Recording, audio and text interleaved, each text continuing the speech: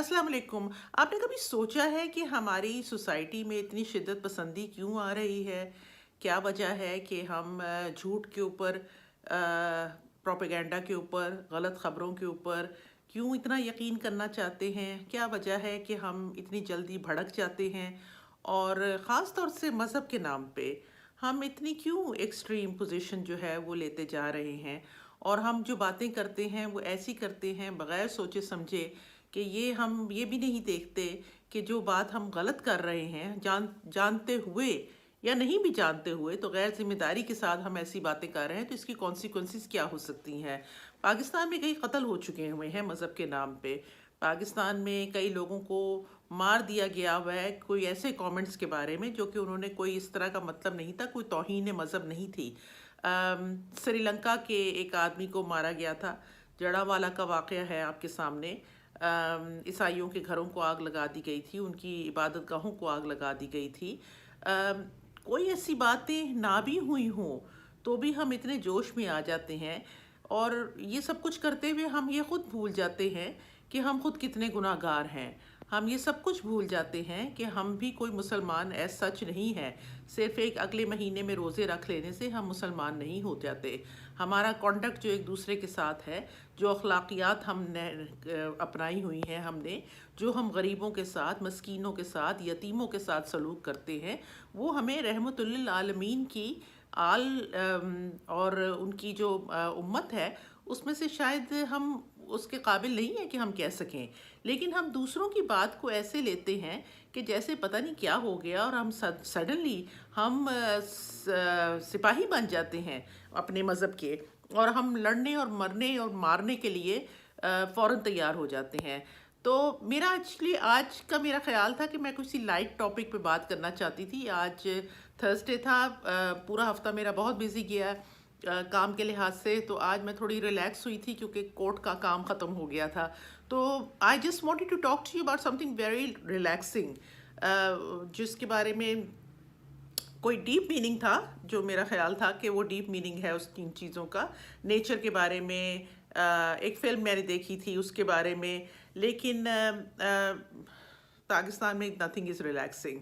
तो पता ये चला कि सोशल मीडिया पे, और मुझे भी कुछ मैसेजेस आए, कुछ ग्रुप्स जो मैंने ज्वाइन किए हुए हैं, वो उनमें भी ये मैसेजेस चल रहे हैं कि सुप्रीम कोर्ट ऑफ पाकिस्तान ने कोई ऐसा फ़ैसला दिया है 6 फरवरी को, जिसमें उन्होंने कहा है कि जो कवानीन है, मजहबी कवानीन है, उनको ख़त्म कर दिया जाए।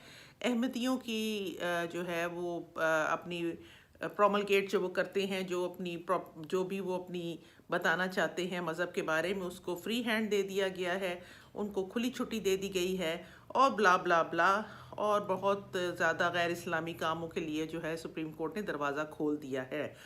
अच्छा, मुझे अफ़सोस इस बात का हुआ, मैं कोई सुप्रीम कोर्ट का दिफ़ा नहीं करती, लेकिन थोड़ा बहुत तो ताल्लुक़ मैं भी रखती हूँ, मैं भी सुप्रीम कोर्ट की वकील हूँ। तो ऐसा कुछ हुआ ही नहीं है, कोई ऐसी गुफ्तगू ही नहीं है, बल्कि ये ऑपोजिट हुई है जो हुआ है, जो प्रोपेगेंडा चलाया जा रहा है। और हुआ असल में ये था कि एक केस था जो कि सुप्रीम कोर्ट के सामने आया, जिसमें एक शख्स के ऊपर इल्ज़ाम था कि उसने कोई अपनी जो उनकी किताब जो कि मना की हुई थी, जो बैन किताबें होती हैं, उसको उसने पब्लिक में प्रमोट कर रहा था। अदालत ने ये कहा कि देखिए, हर जुर्म के लिए कुछ लवाजमात होते हैं, जो पूरे होते हैं तो वो जुर्म बनता है। वो जुर्म ऐसा, जिस तरह फ़र्ज़ करें कि अगर किसी ने कत्ल किया है तो उसके लिए एक नीयत ज़रूरी होती है, उसके लिए किसी का मरना ज़रूरी होता है।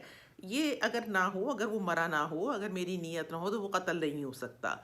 तो इसीलिए ये कवानीन भी जो थे, ये इस तरह के था, इस तरह का एक कानून था, जिसमें जो उसने किया था, जो दफ़ा लगाई गई थी एफआईआर के अंदर, वो दफ़ा के साथ वो नहीं होते थे पूरे। तो अदालत ने कहा, बल्कि अदालत ने एक और बात कही, उन्होंने कहा ये कानून जो है इसके ऊपर नहीं लगता, लेकिन फ़लाँ वाला कानून लगता है जो तुमने नहीं लगाया। अच्छा, अब अगर वो ना कहते तो वो ज़ाहिर है कि वो आदमी तो फ्री हो जाता ना। ये केस उनके सामने बेल का था, उन्होंने कहा कि ये केस नहीं बनता, ये बनता है। अच्छा, अब उसमें उस केस के अंदर वो 13 महीने से जेल में था। جو کیس بنتا ہے اس کی سزا 6 مہینے ہے، تو ظاہر ہے کہ 6 مہینے جس کیس کی سزا ہوگی وہ 13 مہینے تو آپ اس کو جیل میں نہیں رکھ سکتے نا۔ ہمارے حضور نے تو کبھی بھی اجازت نہیں دی، بلکہ قیدیوں کے بارے میں تو بہت زیادہ کہا گیا ہے۔ ہمارے ہاں کے بعد وہ اسیروں کا ذکر آتا ہے، قرآن مجید کی سورہ دہر دیکھ لیں کہ ان لوگوں کے بارے میں جو کہ مسکینوں کو، یتیموں کو اور اسیروں کو کھانا دیتے ہیں۔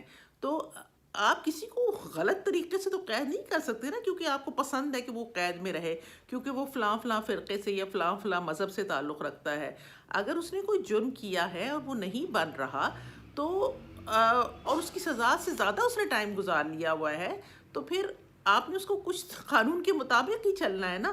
اصل میں ہوا اس کیس میں یہ بھی ہوا تھا کہ جس جرم میں اس کو ڈالا گیا ہوا تھا وہ قانون جو تھا، وہ جرم جو تھا وہ اس کا 2019 اس سے پہلے کا تھا، اور جو قانون آیا تھا وہ 2021 کا تھا۔ اب اس ٹائم پہ وہ جرم ہی نہیں بنتا تھا جس کے نیچے آپ نے دفعہ لگائی ہوئی ہے، تو عدالت نے تو بلکہ گائیڈ کیا کہ یہ جرم یہ نہیں بنے گا، اس میں تو وہ جب ٹرائل اس کا چلے گا تو وہ فری ہو جائے گا، تو اس لیے یہ جرم نہیں، یہ جرم لگنا چاہیے، گائیڈنس دی گئی۔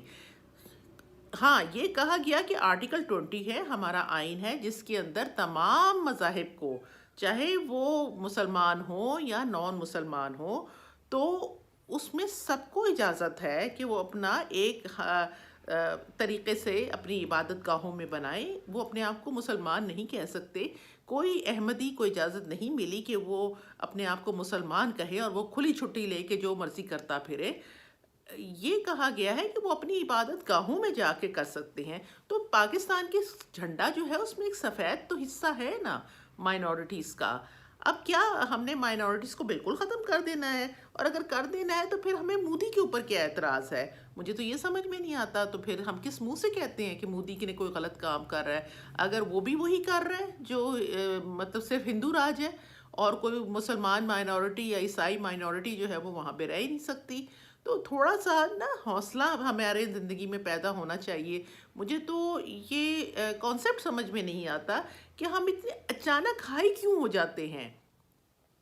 چل، کام ڈاؤن، کیا ہو گیا ہے؟ کچھ نہیں ہوا۔ اپنے آپ کو دیکھو، شیطان اپنے اندر تمہارے اندر ہے، اس کو تو پہلے پکڑو، پہلے اس کو تو کنٹرول کرو، پہلے خود تو ٹھیک ہو جاؤ، بجائے اس کے کہ دوسروں کے اوپر آپ فوراً اٹیک کے اوپر جاتے ہیں۔ تو مجھے بہت افسوس ہے اس بات کا، اور میرے خیال میں کہ ہمیں سوچنا چاہیے کہ یہ ہم کس ڈگر پہ چل رہے ہیں۔ جب میں چھوٹی تھی تو یہ گفتگو نہیں ہوا کرتی تھی، یہ ضیاء الحق کے دور سے شروع ہوئی ہے۔ ساری پاکستان کی برائیاں اگر آپ دیکھیں تو فتنہ جو ہے وہ جنرل ضیاء الحق ہے، یہ جو دہشت گردی ہے، یہ جو ڈرگز ہیں، یہ جو شدت پسندی آئی ہے، یہ جو کرپشن آئی ہے، یہ سارا کا سارا ملبہ جو ہے نا ضیاء الحق کے اوپر جاتا ہے۔ پہلے کبھی بھی ایسا نہیں ہوتا تھا، اچانک کیسے فلیئر اپ ہم ہو جاتے ہیں؟ اور پھر یہ جب سے سوشل میڈیا آیا ہے، یہ فون پکڑا، ہر شخص کے پاس فون ہے، ہر شخص کے پاس ایک سمارٹ فون آ گیا، چائنا کا بھی آ گیا ہے، اور ہر شخص جو ہے نا وہ لکھتا رہتا ہے بغیر جانے، بغیر کسی تحقیق کے، بغیر کسی سمجھ کے، اور اسی طرح جا کے ووٹ بھی ڈال آتے ہیں۔ تو اور کیا میں کہوں؟ Think about it, take care of your self, خدا حافظ۔